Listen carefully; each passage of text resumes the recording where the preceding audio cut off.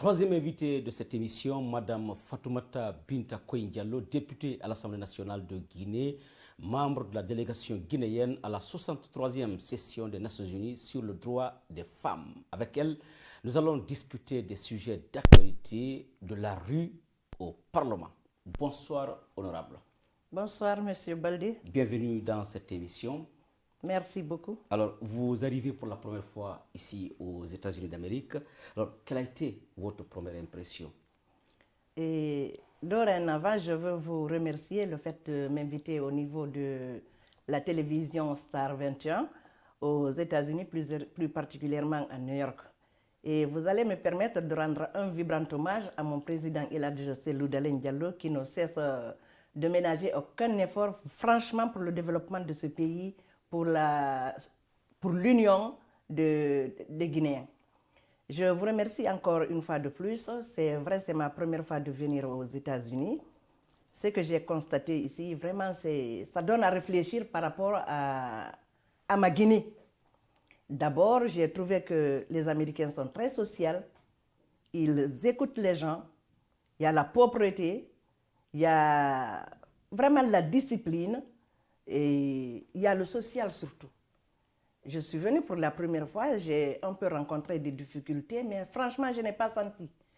Je ne parle pas anglais, je parle français, mais quand je rencontre avec les Américains, je les arrête, je fais le geste, je parle en français. Ils ne comprennent pas, mais quand même, ils prennent le temps pour m'écouter et vraiment, ils essayent de me faire comprendre et qu'on arrive à se comprendre quand même pour que moi-même, j'arrive à comprendre et que j'ai la solution. Je trouve ça très normal et c'est ça qu'on appelle la solidarité et le social, l'entraide sociale. Vraiment, c'est très important. D'accord. Alors, vous arrivez pour la première fois, vous êtes à New York pour la 63e session des Nations Unies. Quelles leçons avez-vous tirées de ces assises, madame?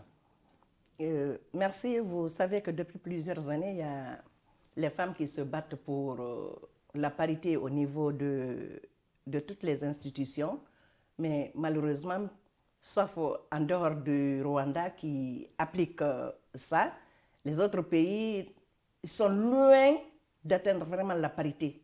Mais la 63e session de la condition des femmes, ça nous a beaucoup vraiment marqué parce qu'il y a eu beaucoup de femmes qui ont intervenu sur ça. Ils ont intervenu pour plusieurs choses, par exemple le viol, la domestication des femmes, et le foyer, beaucoup de choses.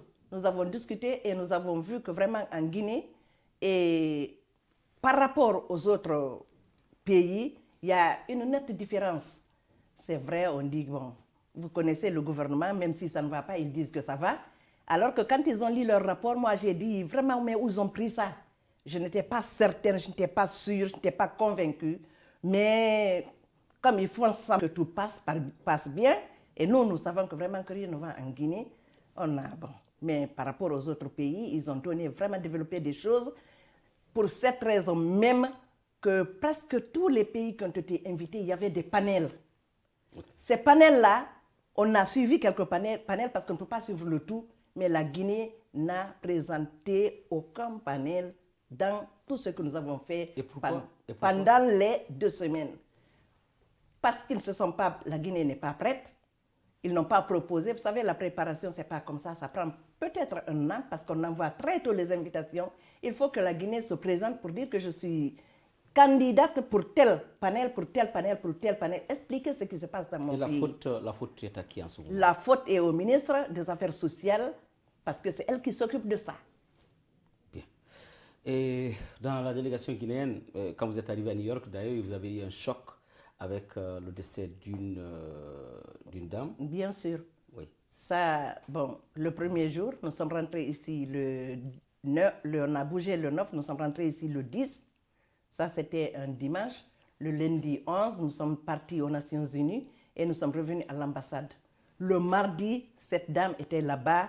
Elle chantait, elle dansait, elle a donné des cadeaux qu'elle a envoyés à l'ambassadrice. Elle a fait beaucoup de choses là-bas. Bon, il y a même une femme là-bas, elle chahutait parce qu'elle a écrit Kériwel. Elle lui a demandé, mais pourquoi tu as mis ça Kériwel? Il dit, non, n'oublie pas que quand je veux mourir, c'est là-bas que je vais être enterré. Donc, on a dit qu'on va sortir pour partir... Chez son mari? Chez son mari. D'accord. Parce que son mari est de Daraba, c'est Madame Bari, Mama Yawa, Sandouno. Sandouno. Donc, nous sommes sortis, elle a dit qu'elle va prendre un taxi, qu'elle ne marche pas. Bon, nous avons dit que nous allons marcher, et on a marché jusqu'au niveau des États-Unis et des Nations Unies. Elle a pris le taxi, elle était avec Madeleine Maka. Elle est descendue, les autres ont avancé, elle était derrière, elle dit qu'elle a un peu mal au cœur, il y avait une femme qui était derrière elle. Elle l'a tenue, qu'est-ce qui ne va pas? Bon, on l'a fait asseoir. Elle n'est même pas rentrée ce jour-là aux Nations Unies. C'est là-bas qu'on a appelé l'ambulance est venue. Dès qu'on l'a prise, arrivée là-bas, elle était déjà morte.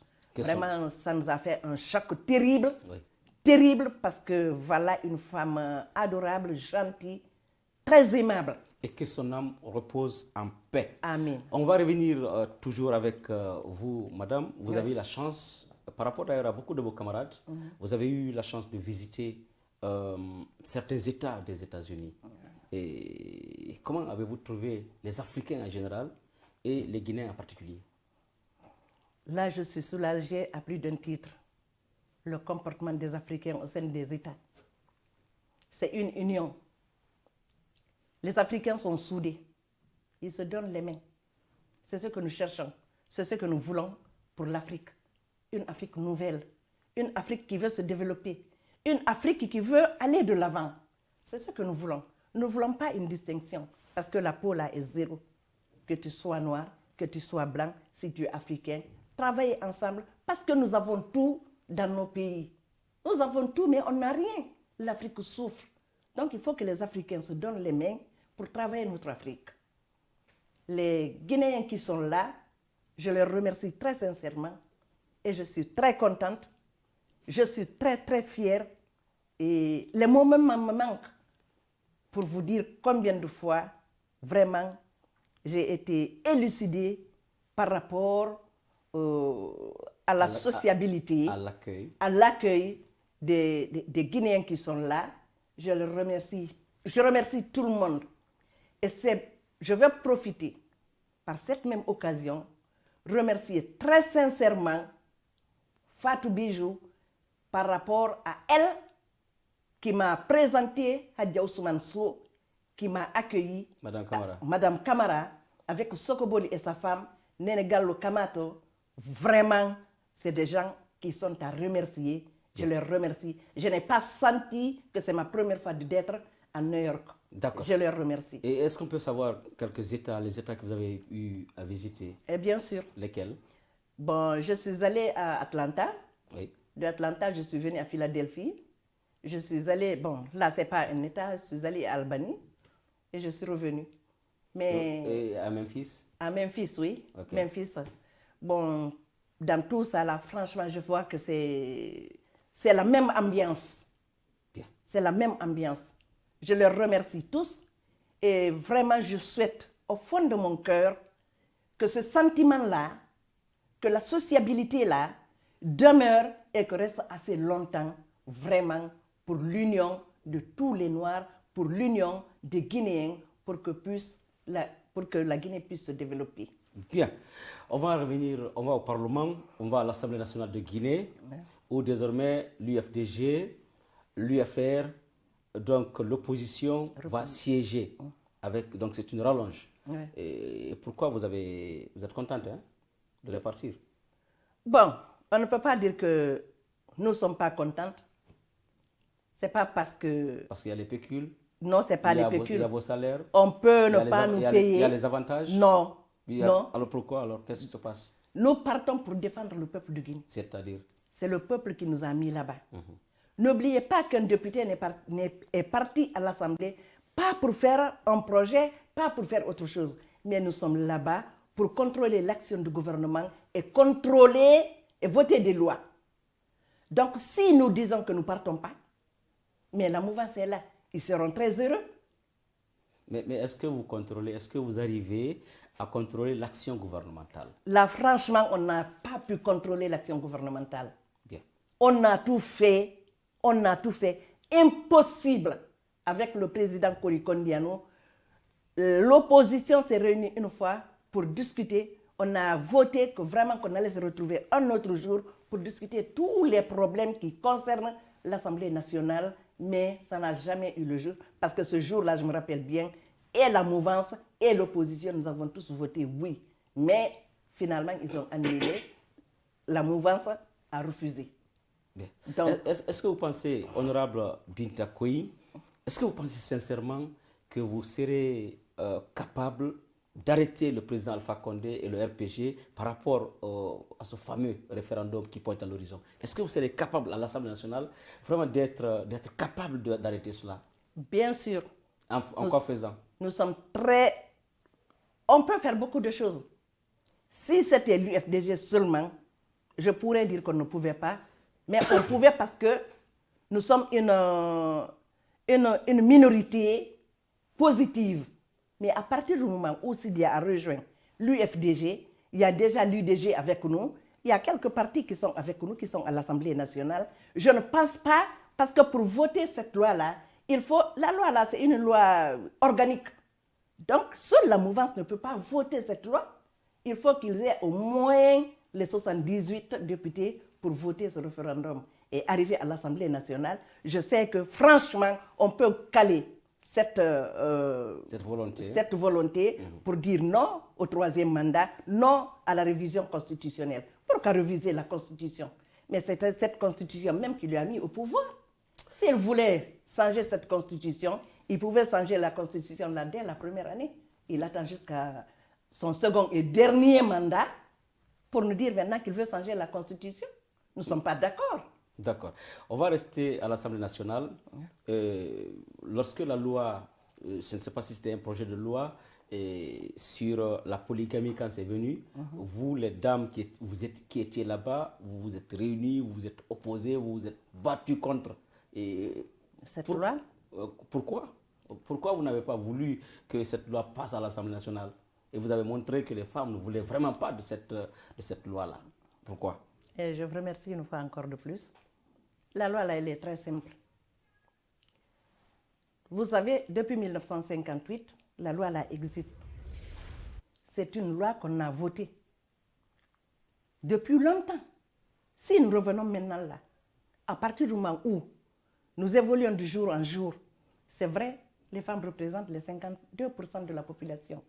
Mais depuis le temps de Sékou Touré, nous avons dit non à la polygamie, oui à la monogamie. Mais quelque chose qui n'a jamais été respecté. Maintenant, nous voulons que ça soit respecté. Vous avez vu les problèmes qui se posent. C'est vrai, on dit que bon, si on ne vote pas la polygamie, il y a les femmes qui sont là, qui ne vont pas se marier parce que les femmes sont plus nombreuses que les hommes. Et moi, je dis non. Il y a les hommes qui sont là, qui refusent de se marier. Si les jeunes hommes là acceptent de se marier, franchement, on va voir un peu. Bon, on trouvera que vraiment c'est très négligeable. Madame, ça c'est un argument, ça. C'est pour bloquer, pour ne pas qu'il y ait polygamie. Bon. Mais vous avez perdu la bataille dans tous les cas. Bien sûr, on a pris la bataille. Vous avez perdu la bataille. On n'a pas perdu, parce que la loi n'a pas passé. C'est vrai, les hommes ont voté, nous les femmes.